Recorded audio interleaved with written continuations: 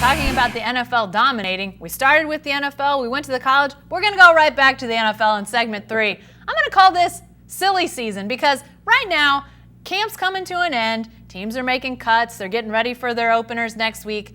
And there's just a lot of talk going on right now, Cedric.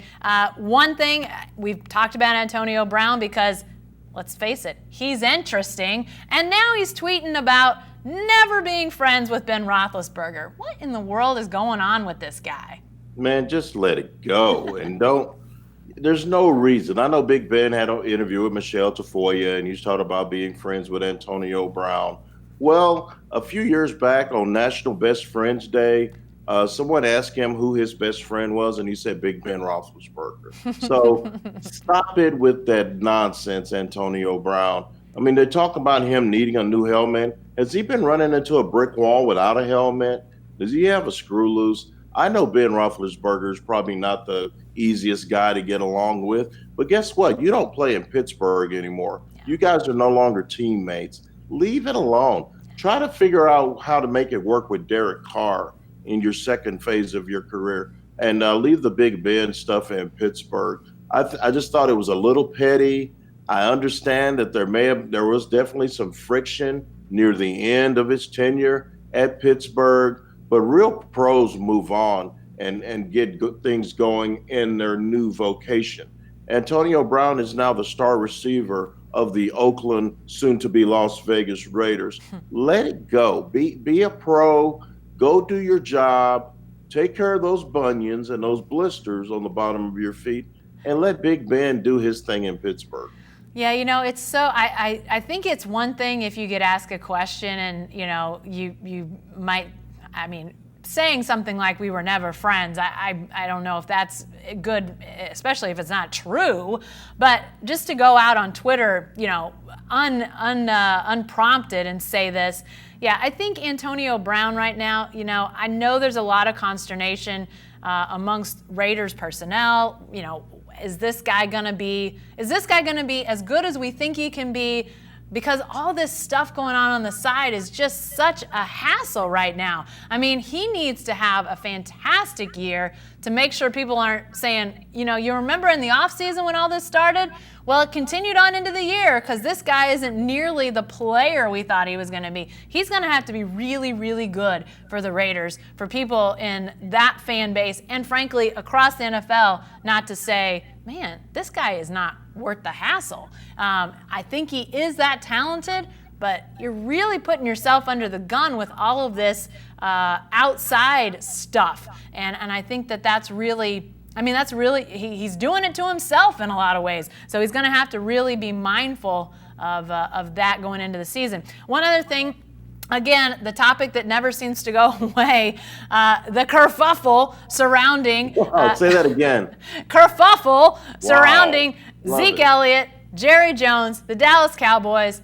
Now Jerry Jones is saying he potentially just wants to make sure Zeke is fresh for the playoffs, and that's motivation behind this whole, the holdout that doesn't seem to ever want to end, the soap opera that is the Dallas Cowboys.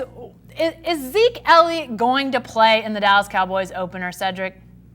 I think so. I may be dumb, but I really think he will. I think he's going to sign either this week or early next week, and he's going to be in the lineup for the New York Giants game. They sent Marshall Faulk down to Cabo to make sure that Zeke keeps it on the level, and they're working out together apparently. But I really think that he's going to be there. Jerry is the gift that keeps on giving. You're talking about getting him fresh for the playoffs? Playoffs? You're talking about playoffs? You got to win some games first before you can talk about the playoffs, Jerry. Yeah. Quit assuming that you're going to go 10-6, 11-5. Tony Pollard is not a proven running back. I don't care what he did in the preseason. He's not Ezekiel Elliott. I know that much. So I think Jerry's painting himself into a corner, and it's getting to the point where every time Jerry says something, I could just see Stephen Jones just going, "Oh my God, Dad, just quit talking. Please quit talking."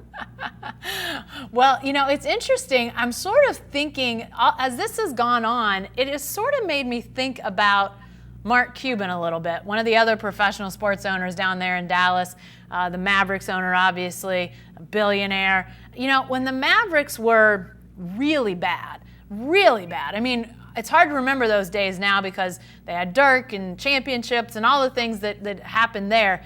But when they were really bad, you know, Mark Cuban became the story. He would say stuff, he would do stuff, and it would get attention for the Mavericks. And, you know, I don't think the Cowboys are hurting for attention, but it's almost like, you know, while they're figuring all this out, Jerry Jones, whether he's doing it on purpose or not, Cedric, he's stepping out there and becoming the story. And, you know, maybe he feels like there's all these other stories going on in the NFL and he wants to make sure his guys, his team, his franchise is still getting, you know, headlines, getting talked about on the track or on the bottom of whatever sports show you're watching. I don't know. But he is definitely keeping the Cowboys in the conversation as all of this. I mean, really, this is boring. This is about agents and front office people meeting and looking at contracts and talking about, you know, minutia ultimately.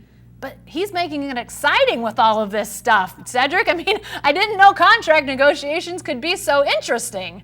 One thing I love about Jerry Jones is he doesn't mind being a topic of conversation. Nope. He speaks his mind, and I think any press is good press as far as he's concerned.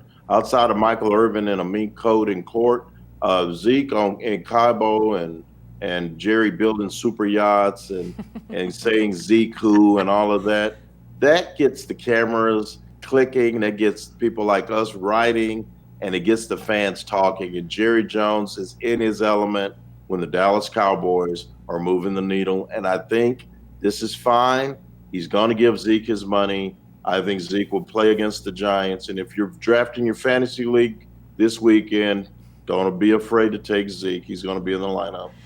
Well, the silly season may continue a little bit longer in the NFL, but it is game week. So next week on the Writer's Block, we're going to actually have actual, real, live football to talk about. So prepare yourself. I'm ready. Cedric's ready. Be sure to come back next week. It's going to be a lot of fun. We'll see you then.